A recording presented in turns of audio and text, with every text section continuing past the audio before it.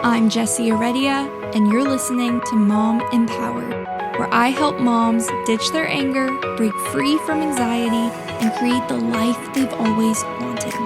This show is for the mom who's ready to become more free and empowered.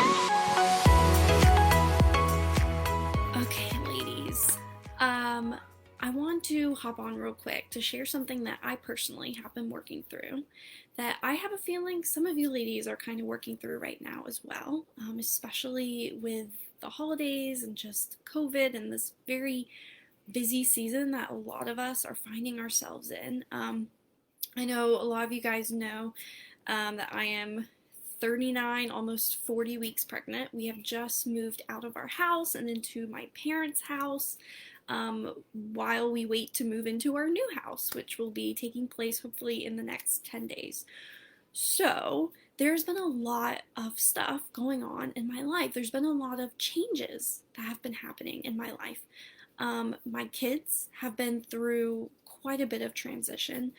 I mean, first of all, there's the fact that I am giving them a new sibling, and they can tell that, it's coming because I'm getting bigger, I'm getting more tired, we're talking about it more, we're planning things more, we're buying more baby stuff, all the things.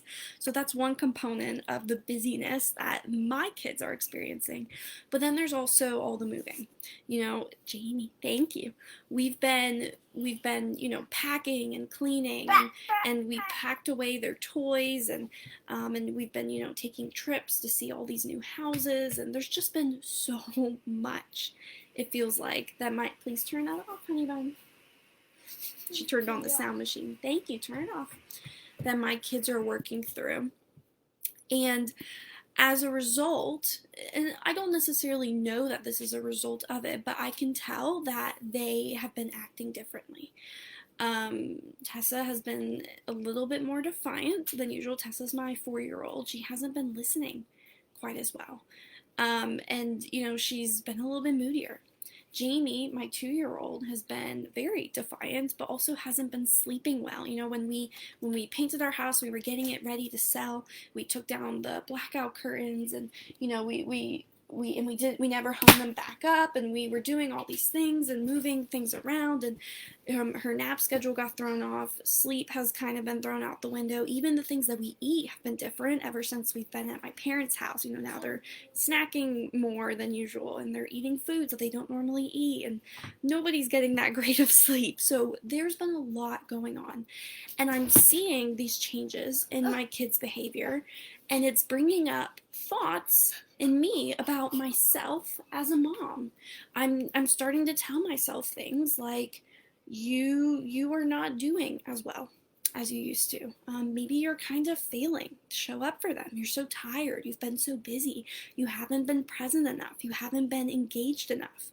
And these are the thoughts that it's not that I carry them all day long, but they will come in, especially when I see my children either misbehaving or getting cranky or struggling or skipping a nap, or if I hear from Tessa's teacher that she had to sit in timeout at preschool. Like, these are things that they serve almost like as triggers for all these thoughts that I just start to kind of cycle through about what I'm not doing well, what I could be doing better, and how I've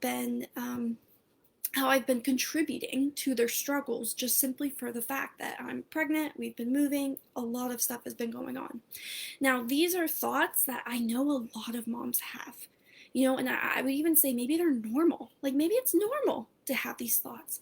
But here's what's happening when I am telling myself these stories. What's happening is I'm starting to feel more guilt. I'm feeling more shame. I get more stressed, because instead of looking at what I'm doing well, I'm just thinking about, oh my gosh, like, look at all these things that I'm dropping the ball on. Like, I haven't been doing bedtime routine. I let them watch way too much TV now. Like, they're not eating as well as they used to, and I don't even care. Like, I get more stressed. I'm feeling more exhausted, which is so funny. But even just thinking the thought of, I'm too tired. I'm too tired to want to color. I'm too tired to want to be on. Like, that is an exhausting thought. It brings up just like, oh, I'm just so drained. It makes me even more tired than probably I would have been if I just kind of pushed through.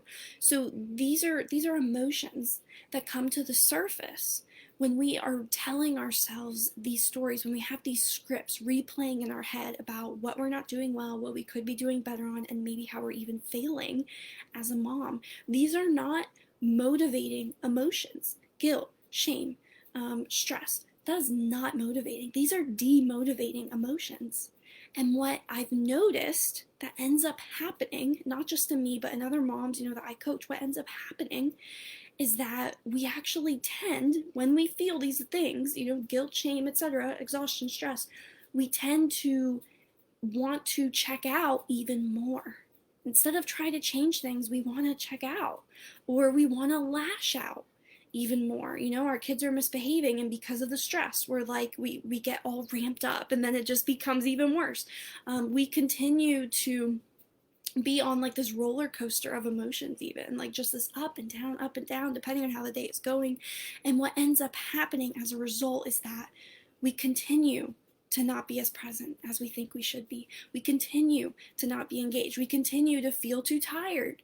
And we continue to not show up as well as we would like to as a mom. The truth is, and I'm sure that you have noticed this in your own life, the truth is, when we tell ourselves that we are being a crummy parent, what ends up happening?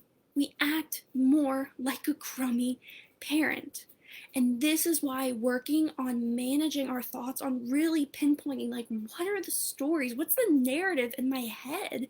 That's why this is so important. This is why I'm so passionate about the work that I do as a coach with my clients. And I know that a few months ago, I posted a video, it was probably 3 months ago, I posted a video in here in this group on the difference between self-conscious and child-conscious parenting. And I feel like it was so relevant. I actually went back and rewatched the video, and I decided to relate that video and the things that I talked about in there to my personal situation, so that you guys can hopefully learn from it and be encouraged by it and see like how different things can be when we transition from being self-conscious as a mom to being more child-conscious as a mom, just even in the things we tell ourselves, the way the perspective that we choose to have. So the problem that I'm facing, the problem you might be facing, is that we fall into this pattern of self-conscious parenting. And if you're not familiar with what this is a concept I created where it basically means that we are taking on the weight of our kids' behavior, or we are taking responsibility for our kids' emotions even. And it's to a degree that actually hurts us, and it even could hurt them even more.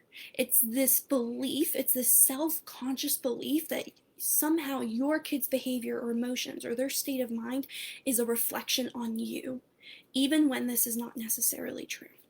So this is the problem here. I've been watching my children. I don't want to say struggle, because it's not like every day is a terrible struggle, but I've been watching my kids going through these changes and seeing what it's doing to them. Trouble napping, not eating as well, not sleeping as well, getting more cranky, being more clingy, fighting more, getting in more trouble at school, misbehaving, more tantrums. Like, I'm seeing this happening. And the problem is that I am being self-conscious about it. I am choosing to take on the weight of their behaviors and their emotions. And I'm telling myself, you did this. You are not showing up as well. You are the reason for this. You are failing them. You could be doing this better. That whatever story it is I'm telling myself, it's very much about how I am the root of the problem. And again, very self-conscious, very insecure, focused on me as the subject. The solution to this, because just like I said earlier, like, those kinds of thoughts, that pattern of thinking does not help. It leads to you continuing to show up in a way where you're lashing out, where you're checking out. It leads to you feeling guilt and shame, and then not being the mom that you want to be. Like, we know that that's not a very productive, motivating pattern of thinking to be in. So the solution here And this is the second concept, the one to kind of replace self-conscious parenting. The solution here is child conscious parenting. It's removing yourself as the main subject and instead focusing on your child, focusing on them, on what it is that they are needing and what it is that they're expressing and what they're going through versus what you are feeling and what you are telling yourself and what you may need to be doing better at. So I wrote down a couple of ways that I've been choosing more recently to flip the script for myself and replace some of my negative thoughts. I'm failing, I'm not showing up, I'm not engaged, this has been too much for them, it's my fault. I'm choosing to replace those thoughts with new ones. And I wrote down a couple of examples because I think that these are just such powerful, subtle changes in thinking that reap such amazing results. So one thought I've been having, I haven't been present or engaged enough. I hate when I feel that way. I hate when I think that way because, like I said, what ends up happening, I feel defeated, I'm feeling discouraged, I'm feeling more guilty, and then I end up just not wanting to engage because I'm feeling crummy. When we tell ourselves we're a crummy parent, we show up as a crummy parent. That's the pattern that we typically see. That's the pattern I definitely see in my own life. So instead of thinking this thought of I haven't been present or engaged enough, I've been working on removing myself as the subject. It's not about me. It does not have to be about me. And focusing on putting my children in as the subject, being more child conscious. I'm telling myself now, Tessa loves and appreciates even just the littlest moments when I am present with her. Again, removing myself, putting her in. It's not about me, what I am doing or not doing well. It's about what's going on with her. What does she want? What does she need? And it's that Tessa loves and appreciates those littlest moments when I'm present with her, even just the littlest ones. I can tell that she loves and enjoys them so much. And when I focus on that, instead of focusing on all the ways that I'm not present or I'm not as engaged or I'm too tired or I'm not being as fun, when I focus on those little things instead in what I'm seeing in her, it motivates me. It motivates me to say yes to coloring more than I probably would otherwise. It motivates me to make the most of moments where we're sitting on the couch snuggling together watching a show, even though there are so many other ways I could be choosing to engage with her. Instead of beating myself up over it, I am embracing the moment, I am snuggling on it and believing that this is enough because I know that she loves it, she leans into it, and it's still healthy and good for us both. Again, like I am now more motivated when I remove myself as a subject and put Tessa in because I'm no longer approaching the situation from a place of guilt or like I have to bear the weight of her emotions and her behaviors, and I'm instead focusing on it from a place of like joy and appreciation. Like I love that my child loves to spend time with me, and reminding myself of this makes a huge difference in my attitude and my actions and how I show up. So that's one example of how you can flip the script from a negative thinking, very self-conscious parenting thought to a very child-conscious thought. Now, second example, this is for my 2-year-old who she has been acting out a lot more. Part of it is just that she's 2, I'm sure it is, but another part of it is she's not sleeping well, not eating as well, waking up super duper early, just being in this strange house, and everything has been thrown off, and she has been acting out. And the thought that I've been having, the self-conscious thought, negative thought, is Jamie is acting out because I'm failing in some way as a mom, because I did this to her, or I'm not doing enough for her, because I'm not attentive or engaged enough with her. It's my fault. Jamie is acting out because of me. Okay, notice how like it's still very much about me, very self-conscious, very insecure, very focused on what I'm failing at, what I'm not doing well. And again, this is a very demotivating thought. It makes me lash out more when I see her misbehaving. I just get all like stressed and worked up. It makes me just feel exhausted and drained and sad. So I've been flipping the script instead to a more child conscious thought and realizing like, regardless of what I am doing or not doing, like I just know from what I'm seeing that Jamie is still adjusting. Simple as that. Jamie is still adjusting and she needs a little extra attention and care. I am not in that sentence. It's all about her. And that is such a healthy way to look at it, because when I think about it like that, what it does is it leads me to take more healthy action. When I realize, like, okay, Jamie is still adjusting, doesn't even matter. It doesn't even matter how I'm part of this. Jamie is just still adjusting, period. That's a fact. Jamie is still adjusting, and she may need a little extra attention and care. Now, all of a sudden, I'm feeling more motivated to do something about it from a place of health. So, for example, I wrote a note to her teachers saying, like, please keep me updated on how she's doing. Are you noticing any new behaviors at school? I'm having conversations with my parents, like, to, like, hey, like, let's get on the same page about how we want to handle, when she wakes up super early, or how we want to handle her outbursts, how we want discipline. We're even switching up the way we discipline, because the more defiant she's becoming, the more, the idea of, like, oh, well, you're gonna get a spanking, like, we don't want to spend the whole day having to threaten spanking. We need to switch up the way we're disciplining, even, because it just is getting exhausting. It's getting to be too much. And again, the thought of, like, Jamie may still be adjusting and she needs more extra attention and care, it's motivating me to plan more intentional outings. I don't feel that creative. I don't feel that motivation to be intentional when I am coming at it from the thought of, I'm doing this to her, I'm failing, I'm not showing up as well. These are not motivating thoughts. These are not motivating emotions. These are demotivating. Guilt, shame, regret, disappointment, defeat, demotivating. So that's why switching up the language that we use with ourselves is so powerful, because we naturally feel more creative and capable when we come at it from this place of, like, it's not about me. It's not about how I'm falling short, but rather it's all about what needs my child may have, and maybe how I am equipped to meet those needs, how I am equipped to be the mom that they need me to be. So all of that to say, I want to challenge you guys today. 2 things. First of all, watch what language you are using. Watch what language you are internally using throughout the week, that you are the things you are thinking or believing about yourself, the stories you are telling yourself, either about what it is you're not doing well, what it is maybe you are doing well, and also the stories you're telling yourself about your kids and your relationship with them, and how maybe you are falling short as a mom. Because guess what? We're all falling short as a mom. Can't escape that. But the focus that we put into that can be very harmful to us and to them if we're not careful. So watch what language you are internally using.